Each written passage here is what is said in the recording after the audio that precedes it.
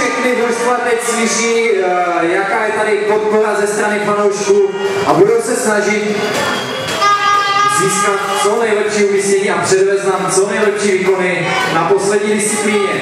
Prosím vás, jedno zvláštní přání, zastavili se tady za mnou kluci z technické čety. Oni musí moknout venku, moknout celou dobu. Pojďme poděkovat i technické četě, takže technická četa a potlesk pro ní 3, 2, 1, teď!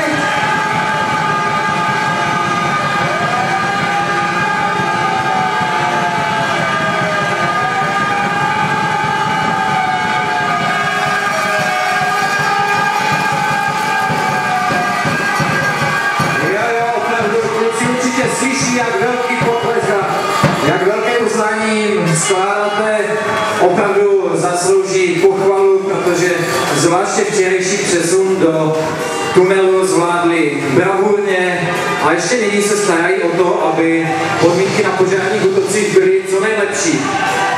Divočí, rozhodčí taky stojí na place a moknou, takže by to chtělo i pozdrav do rozhodčí.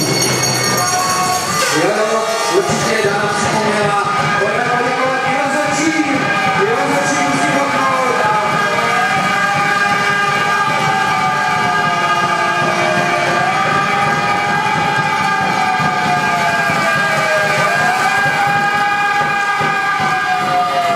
Tak vynikající, takže díky samozřejmě patří i všem rozhodčím. I když máme před sebou ještě poslední disciplínu a určitě jim poděkujeme ještě na závěr.